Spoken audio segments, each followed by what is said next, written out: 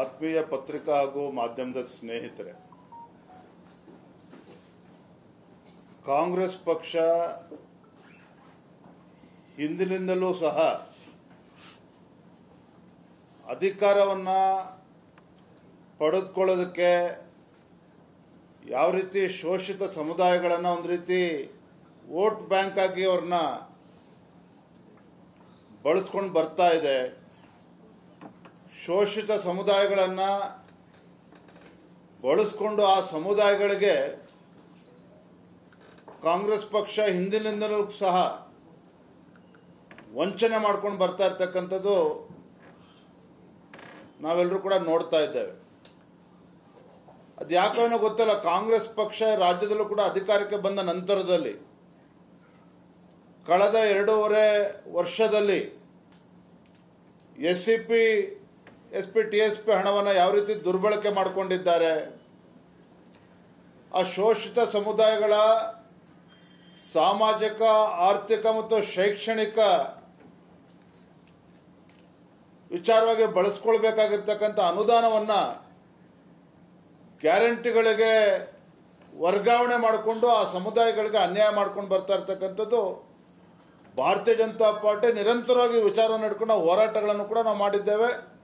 ಸದನದ ಒಳಗಡೆ ಮತ್ತು ಸದನದ ಹೊರಗಡೆನೂ ಕೂಡ ಹೋರಾಟ ಮಾಡ್ಕೊಂಡು ಬಂದಿದ್ದೇವೆ. ಇಷ್ಟಾದರೂ ಸಹ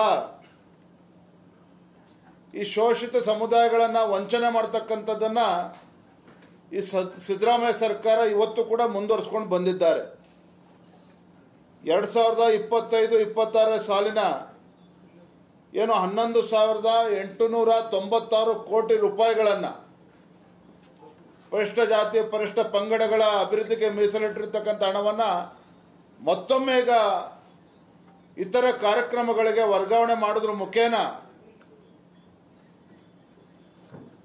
ಈ ಸಮುದಾಯಗಳಿಗೆ ವಂಚನೆ ಮಾಡೋದನ್ನು ಹೀಗೆ ಮುಂದುವರಿಸ್ಕೊಂಡು ಬಂದಿದ್ದಾರೆ.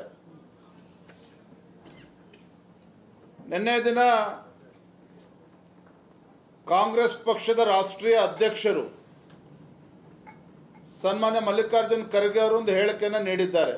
ಹೇಳಿಕೆ ಅನ್ನೋದಕ್ಕಿಂತ ಹೆಚ್ಚಾಗಿ ಬಹಳ ನೋವಿನಿಂದ ಅವರ ಮನದಾಳದ ಮಾತನ್ನ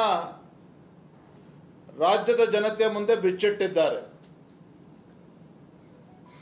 ಕಾಂಗ್ರೆಸ್ ಪಕ್ಷದಲ್ಲಿ 40-50 ವರ್ಷಗಳ ಕಾಲ ಹಲವಾರು ವರ್ಷಗಳಿಂದ ಹೋರಾಟವನ್ನು ಮಾಡ್ಕೊಂಡು ಬಂದು ಪಕ್ಷವನ್ನು ಸಂಘಟನೆ ಮಾಡಿದ್ರೂ ಸಹ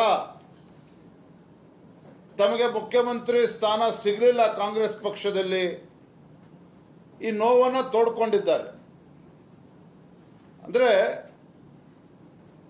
ಯಾವ ರೀತಿ ಈ ಕಾಂಗ್ರೆಸ್ ಪಕ್ಷ, ಗಾಂಧಿ ಕುಟುಂಬ ಇರ್ಬೋದು, ಕಾಂಗ್ರೆಸ್ ಪಕ್ಷ ಇರ್ಬೋದು, ಅಥವಾ ಇವತ್ತು ಸಿದ್ದರಾಮಯ್ಯನವರು ಇರ್ಬೋದು, ಹೇಗೆ ಈ ರೀತಿ ಪರಿಶಿಷ್ಟ ಜಾತಿ, ಪರಿಶಿಷ್ಟ ಪಂಗಡಗಳಿಗೆ ಅನ್ಯಾಯ ಮಾಡ್ಕೊಂಡು ಬರ್ತಾ ಇದೆ.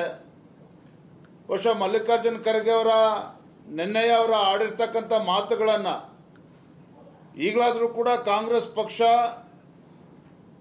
ಗಂಭೀರವಾಗಿ ತೆಗೆದುಕೊಳ್ತದ, ಅದು ಕಾಲುವೆ ಉತ್ತರನ ಕೊಡಬೇಕಾಗ್ತದ, ಕಾಲುವೆ ಉತ್ತರ ಕೊಡಬೇಕಾಗ್ತದೆ.